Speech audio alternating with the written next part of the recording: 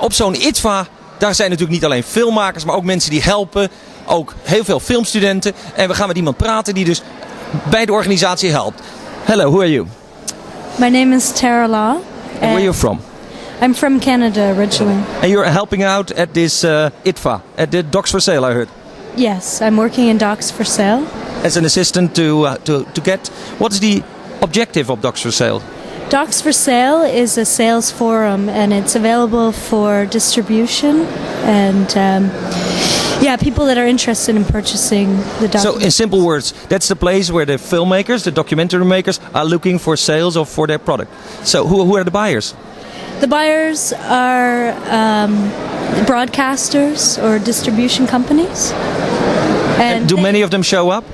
Yeah, it's been quite busy. Okay. Yeah. Now, how does it go? They have contracts for, say, airing of these programs? Yes, they come and they view certain films that they're interested in, and then they can contact the filmmakers. So it's a viewing. It's an opportunity to view documentaries that they're interested in. Okay. Now, you've seen a few documentaries yourself already? I've only seen one so far. Which was? I'm in the process of waiting for Harvey, and it's kind of a light documentary on filmmakers that are trying to make it in Cannes, and they juxtapose a well-known up-and-coming director with 3 struggling filmmakers. Yeah, it was very humorous. Yeah. You're from Canada. You are at a film school? No, I graduated. I study multimedia, but I work as a film editor. Okay.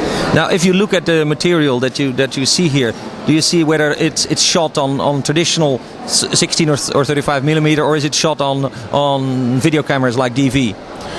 I've seen, to my understanding, reading through the program, it's a lot of mixed mediums. There's a lot of films that are shot in 16 and also video.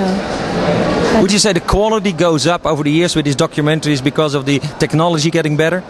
Yeah, I think technology makes it definitely more accessible, so that people are able to just pick up a camera and go.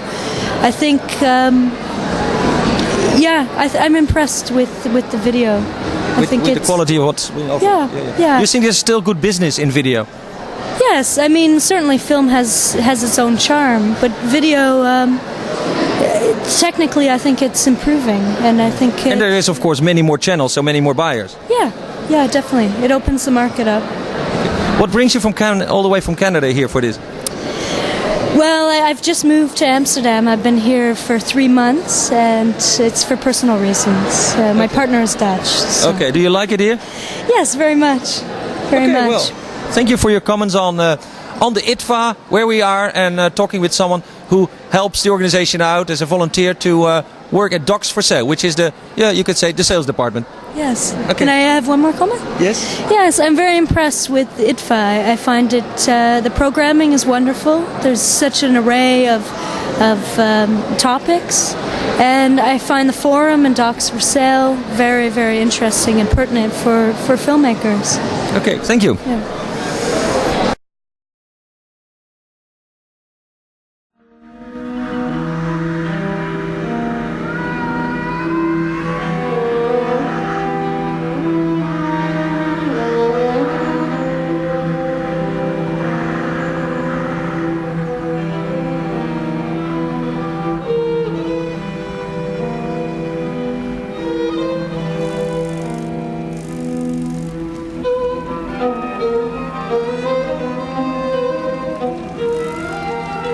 You could say that any city is full of ghosts.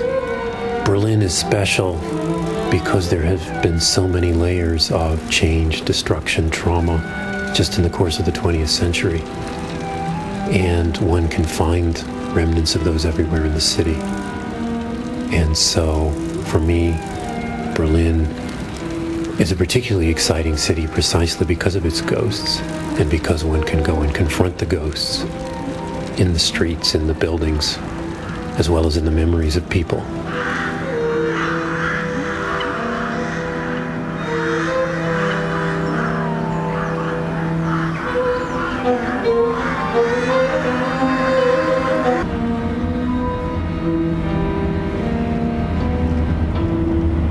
Wenn ich in Berlin war und Und wir haben die Mauer durch den Brecher geschickt oder mit dem Betonbeißer. Das ist ja sehenswürdig, sowas zu sehen, wie eine Betonzange die Mauer pulverisiert, zerbröselt. Und dann habe ich mir so im Stillen gedacht, ich lebe jetzt in der Geschichte.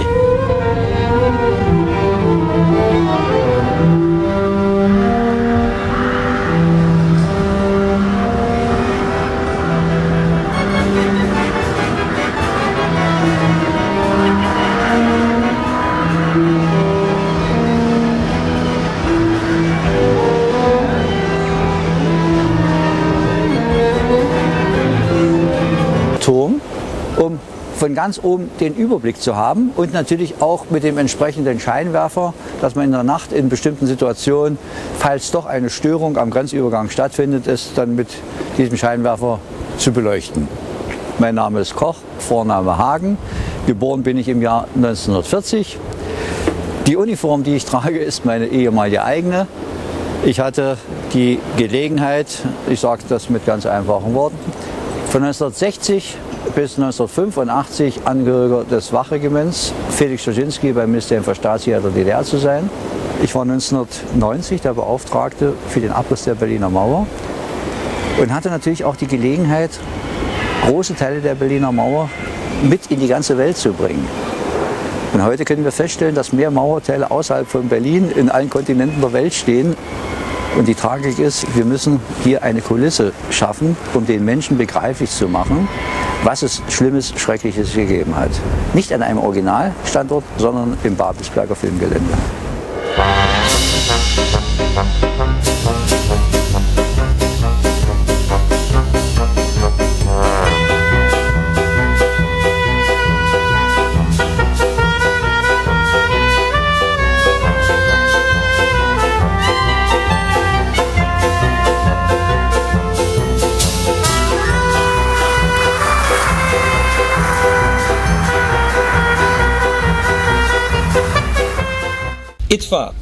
ITVA, het documentaire festival in Amsterdam. Meer dan 1000 mensen hebben hun documentaire ingezonden. Er worden er een paar honderd vertoond. En er zijn natuurlijk maar een paar prijswinnaars. Maar wat zijn de trends dit jaar? Nou, de trends is natuurlijk heel veel over Oost-Europa. Documentaires over Oost-Europa. En vandaag praten we met Frauke Sendik en Erik Black. Frauke komt uit Duitsland. Erik, you're from the States? Yes. And I'll do this in English of course now. And they made a documentary that is called Nach dem Fall. After the fall of the Berlin Wall. A documentary about Berlin, and it's, well, you can't call it a monument because some people now have a few stones or pieces of it, and there is a monument in Berlin, but the wall is gone. Erik, why did you make this documentary, and what is it generally about? Well, we made it because, in the first place, because I, starting out as just a photographer, or maybe almost a tourist, went around to find it using the wall as an excuse. And I would come home and we'd have this discussion with Frauke about what happened to the wall. Why? How could something like this just disappear? And I had just been living in Rome, where the wall is completely intact, all 100 kilometers of it. And it was amazing to me not only that the wall was gone, but that no one seemed to be concerned about that fact at all. And we started this discussion between a German, or a West German in this case, and an American, and became more and more curious in the process of the discussion itself. So, Frauke, why do you think it disappeared? I'm not sure. Maybe it's just because it's an unpleasant memory and people want to forget about it and forget about other parts of German history. And I think it's like a symbol for the. We don't want to be reminded, but there's little pieces that are kept intact. Yeah. But that's just like historic monuments. Yeah. Do you think that the wall was there physically, but do you think it's still there virtually? Does it still separate Easterners from Westerners? Do you still recognize the Eastern part people? Yeah, I think so. I think a lot of the Eastern part people feel that they are really being treated badly because their identity is taken and the whole country is taken over by the West. and they cannot keep any of their own traditions, their symbols, and that's why many Easterners are unhappy. Uneasy about the situation. Do you think in 20 years' time that will change? That they will again say, well, in that period at least socialism was there and there was some things that were done? I don't know if it's 20 years. Someday in the future. Someday in the future, and I think our film is a little bit like a dream film. What would the wall like? How would people look at the wall maybe in 100 years? It's a little bit told like a fairy tale of something just existed but disappeared, and some archaeologists come back and look for a strange thing which divided a city in half, like in an ancient Greek myth. Or so this was our intention, just making a poetical film about something what is vanishing. Now, you've spoken with people who are actually involved with the wall. People that worked for the Stasi, which was the police, and there were and another guy who took parts of the wall and demolished it and recycled the wall. The wall. Right. Yeah. And he not only recycled, he had a dream that he should recycle the wall, and he went over a month before the wall even opened, knocked on the door of the ministry in East Germany, which if you're German you know what chutzpah that takes, and asked if he could recycle the wall. And of course they said, no, we need the wall, you can't recycle it. And a month later they called him back and said, well, in fact, we have a job for you.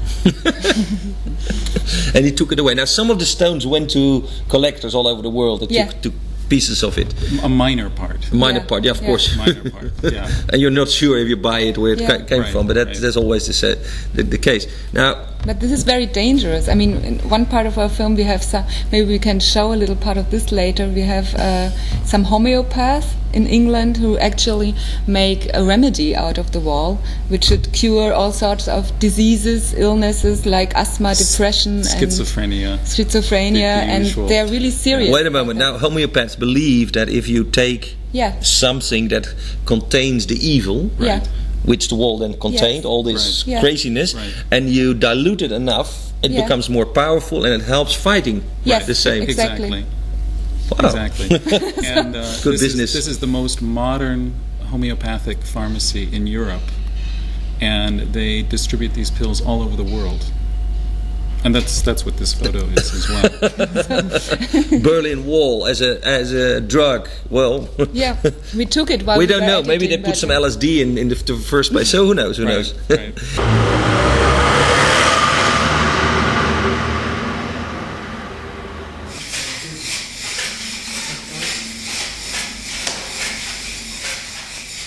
It has been recommended by those who are sensitive that these particular potencies should be kept away from other remedies because of its energetic power that could interfere with the energy in some other remedies. So we keep the Berlin Wall separate, and when we send it to customers or to practitioners, we always send it on its own, in its own packet, just to be safe. So I was asked several years ago to make Berlin Wall, and it's quite easy to make, it's not difficult. We have methods that were handed down by Dr. Samuel Hahnemann back in the late 1700s. And we were the first pharmacy to make the Berlin Wall remedy from scratch, and most of our potencies that we have we supply to other pharmacists and other practitioners all over the world. So we add our 1 part of Berlin Wall and 33 parts of lactose powder.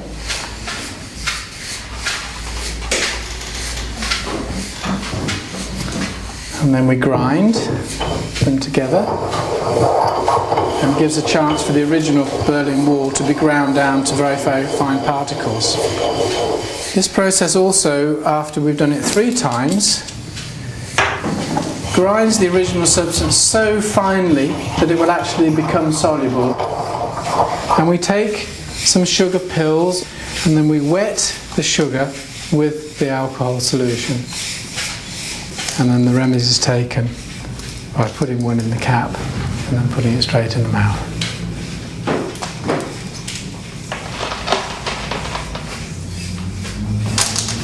to begin the story of the Berlin Wall as a remedy. What interests me most is not the physical thing, but the virtual, the individual wall in ourselves. That we look at the Aussies they're different Aussies, kind of race. yeah.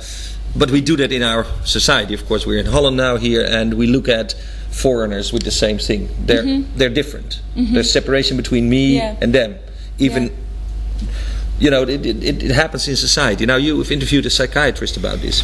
Right. There's we have a psychiatrist, and she has a theory which she's constructed, or maybe a model is what I should say, of looking at Germany as a set of twins, or East and West Germany as a set of twins who were unbelievably bad, and who have then been split apart, and a wall was put up between them, and then have tried to absolve themselves of their guilt by following the model of whichever ally they happen to be. And in the case of the eastern section, it was, of course, the socialist model of how to become an ideal person, and in the West, it was a capitalist, democratic ideal to absolve themselves of this. And now, of course, the wall has come down, and it would, in theory, be an ideal time to discuss and come to some resolve about these two different systems that they have, and instead it was Glab, it's been taken over. It's just it's been called the largest leverage buyout in history. The cars, the buildings, the infrastructure, and now they're rebuilding it in the Western model. It looks very much like Stuttgart. Or Frankfurt. I mean, what landed in the center of Berlin has very little to do with what Berlin was, or what Berliners might have liked. And I think even West Berliners are often quite unsatisfied with the new architecture. Because like on the Leipziger Platz and the Potsdamer Platz, they're building this huge new structure which overshadows whatever parts were there of the wall. This is the new symbol, the new, I don't know, demigod that we... Money. It's a shopping mall. It's a shopping mall. It's money. Potsdamer Platz has become and it's it's Daimler-Benz and a shopping mall. And we show that in our film as well. That it's portrayed quite a lot. Do you think that the Eastern people have a different notion about money? I mean, now we see there's corruption in the East and whatever, but did they had a different notion about money? I'm from the West. It's hard to say for me, but I'm sure they had a different notion about money. They said, the people I talked to from the East, they said that time was much more important than money, and now it's the other way around. Time and human relationships were more very important. I think it's also important to say that there's a person missing here, and that is our editor, who is from East Berlin and had a lot to do with this. A lot of. So he brought the Eastern view. She brought the Eastern view. Yes. Yeah. And now this wall is also seen as like a payoff. The Germany was split in two because it had to be punished by the Allies after the war. And in fact, it was an occupation. Yes. Correct. And so that this whole thing is like Germany was in jail. There had to be. In a way, I mean, I think punishment is a good word, and I think that's part of the reason why the wall was able to stay for so long.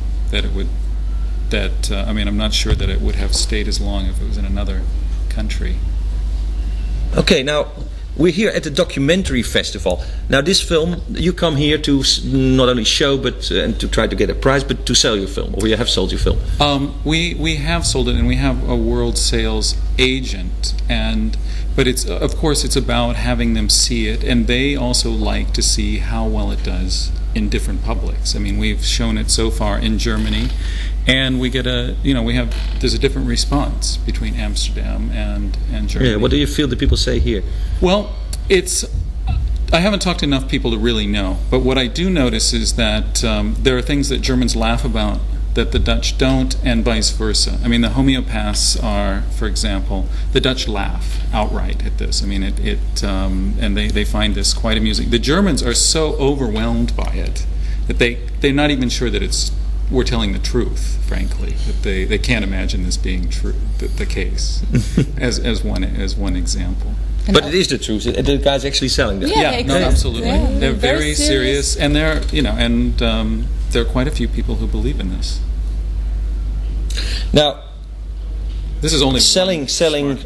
documentaries. That's what the ITVA is all about. Lots of people trying to get their stuff going. How do you do that? Did you go to the German, how do you say that, broadcasting organizations and offer a demo of your work? Yeah, I mean, it was a co-production between German TV stations.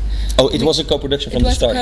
From the start. So that's the easy part, because we see many people here that come from Eastern countries and they come with their tape, and that's their whole fortune, so to speak. But it was only half financed anyway by two little German public stations and by Berlin Film Fund, which paid for the 35mm print and the cinema. Yeah, because you shot this on DV on right. But I wanted to say something about when you said you may think it's easy. It's the hardest thing I've ever done. To sell. Yeah.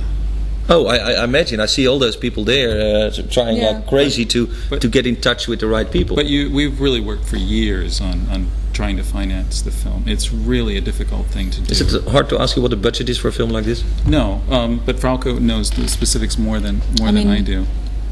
The original budget was 400,000 German marks, and we got 230,000 German marks for it. But 100,000 was only really for the film print and cinema version, and the rest was more or less for the editing. So we didn't get paid so far. You personally didn't get paid, but that's a story I hear from all these people in documentary. Right. Now, in the old days, when you need 35mm cameras and lots of equipment, there was an idea that a documentary would fetch 40,000 or 50,000 Deutschmarks. Yeah. Now, with cheaper equipment, it feels like it becomes impossible to sell at that price. That you can sell for 500 or 5,000, but that's it. Depends on the station still. I think still the public German stations pay more, the BBC probably pays more. But they require better quality. No, there's no problem with TV. No, what I mean is that they want, like yesterday we showed a little documentary of someone from Yugoslavia, and the sound quality, and of course it is a war situation or whatever, but the sound quality was horrible. Yes? Yeah. I would say to air that on television is a problem. I would say for us it's just the opposite.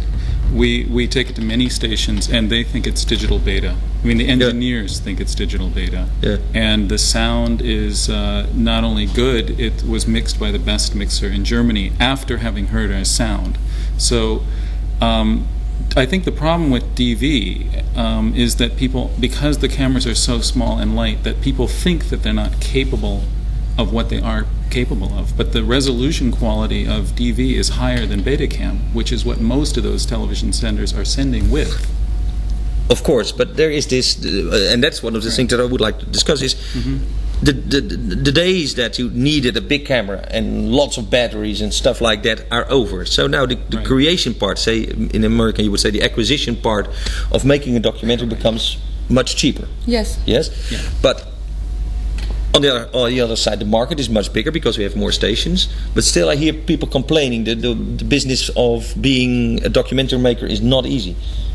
It's never easy. Yeah, no. It's very hard to make a living this way. I mean, there are a few people who do it, but and more they complain, and they have their connections, and they've been working a long time. And I mean, in the United States, I know someone who won an Oscar and could not get their next film financed.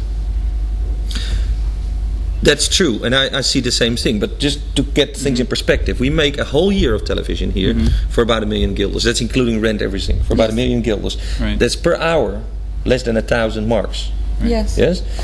Of course, we use DV, but we still have a reasonable whatever outfit. When I hear your film for 85 minutes has cost you 500,000 or 400,000 or even 300,000 Deutschmarks, it becomes impossible for a station like this to ever finance that. But you don't want to print it on 35mm. You don't want a cinema sound mix. You don't need that for your kind of work, you know. And this is what is expensive. Yeah. And you don't need to edit a film for 3 months. What we did, because it's just complicated. I mean, this is it's like. But do we go to a situation where documentaries are? You see, that's the feeling I have. Where, for instance, we have people in Suriname or in Nepal. We give them a camera and they are specialists on their field. Let it be, I don't know, Nepali festivals. And they film that for us at a very low price. What's a low price? A couple of $100 per hour. Right. But they know the subject. They could never make a documentary about anything else because they don't know the subject. But so that we would get to a situation where the technology of acquisition becomes so widespread that it's only your individual understanding of a certain situation, your interest in a subject, that makes it possible to make a documentary. Right. Which would lead in the end to a situation where a professional documentary maker who has to dive into his subject, spend 3 months or 5 months living in a place and really knowing about it, that becomes a economically unviable situation. Well, I think that there's a huge disparity between the first world and the third world, no matter how you cut it. And what I suggest is that there should be a film fund to fund exactly such people in Africa. And there are many African directors who not only deserve a chance, but really should have a chance, and maybe there should be an organization dedicated to exactly that. And I think that's a great idea. Mm-hmm. Do you think it actually helped if people get their stories out in the world? Absolutely. Yes? Yeah. People in Africa, whatever, about their poverty or their struggling. Maybe more than anything. Maybe more than any other type of documentary. I mean, I love seeing documentaries out of the third world. That's why I love film festivals, is because that's where you get to see them. And no, I couldn't agree more. But what I'm saying is that, we're also competing with these things that are made by the BBC and ARD, and they have enormous budgets. And this, I mean, if you think that this is a lot of money for a documentary, I think you're mistaken. Well, I'm sure, but that's only one side of the market. The other market is, like in Holland, we now have 32 channels in Amsterdam. Right. We get, 50 more with the decoder. Right. Even the new additions that we see, the new channels, so to speak, extreme sports or whatever, right.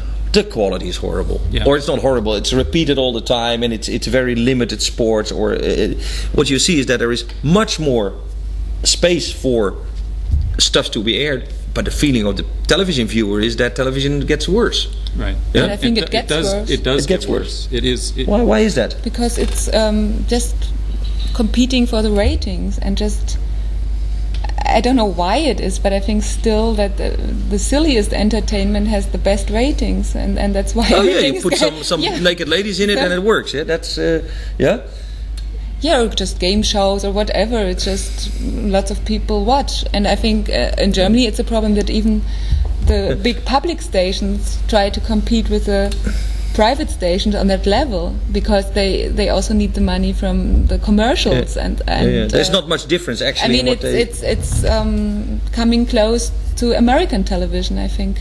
Yeah. Yeah. But so this part where you say allow small people with their small world, or talk about the Berlin Wall, but these are small events. Yes, you talk to individual people, let them say their thing. And there's no narration over. There's no narration. They speak for themselves. They speak for themselves. You haven't made the story up. No, not at all. And we, it's in their own words. It's from interviews, and then it's part of it is in an interview situation, although a minor part. And then a lot of them is them in situation, and it's with their own voice. But the point is, it's their own story.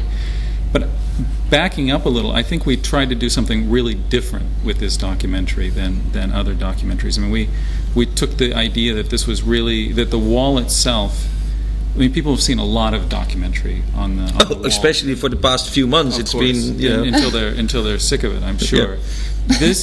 We really started with a very different idea in mind, and that was that the wall is really a Kafka story, and that Kafka died in 1919, but he could have written this story about a city divided in two.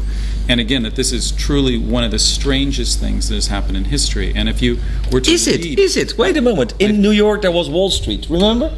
Yeah. Yes? There is. That was, at one time in history, they made a wall to separate the whites from the riffraff outside there. Right. But if you took Manhattan down the center of Broadway and put a wall right up the middle of it and surrounded one half and told them the only way that they could get out was to fly to Pennsylvania. Now there's a story that resembles the wall. But Eric, they have this. Let me go a little farther to dwell upon the absurdity of this situation, and that the people who guarded the wall to keep the people in could never get out. The people inside the wall could get out and could even go to the other side of the wall. I mean, this is Kafka. this is truly a Kafka story. And that's what we wanted to get across, is this thing that seems normal, where I would say that 90 to 99% of Americans do not know that the city of West Berlin was surrounded by a wall. They think that a wall simply went through the center of the city. That's amazing. That this story could exist for 30 years and people don't know the most basic of facts about it. That it was a whole walled city. That it was an island. Yeah. It was an island. Yeah. But now you say this situation is unique. In a way it is, because it was a stone wall. But now you talk about Broadway. I'm sure that if you split halfway Broadway, the people that have a credit card or credit in the States and those who haven't, that you have the same two worlds that you are very hard to cross. If you don't have credit, after 30 years, you mean? No, even now, today, if you go to Wall Street or to Broadway and you look at the average American, you and I know there is a difference. Some people have credit, they have plastic, and others have not. Right. Some people can partake in, I don't know, the Wall Street speculation, the stock market, and all that stuff, and have houses and places. Right. And there's another part that doesn't. Correct. We have, and I've written this about, actually 10 years ago, I said, we're going to replace that wall. That was a stone wall by a plastic wall, by a chips wall, by a silicon wall, right, to keep them out. Well, going back to a question which I think may answer this, I think the East Germans have put it very well, and in which they said, look, you've asked us to play Monopoly and you've given us no money.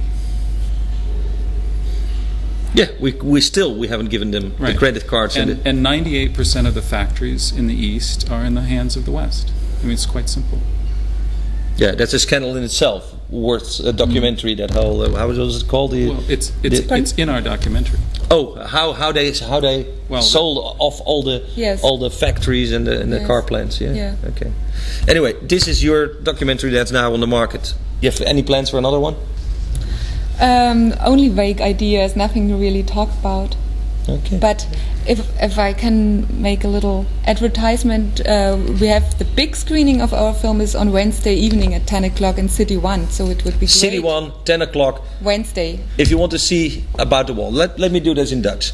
City 1, 10 uur, nach dem Fall, after the fall, over de Berlijnse muur van Farouk en Eric Black. En dus u kunt woensdagavond kijken. Het kaartje kost geloof ik 12 guilders, ja? Yeah? 12 gulden.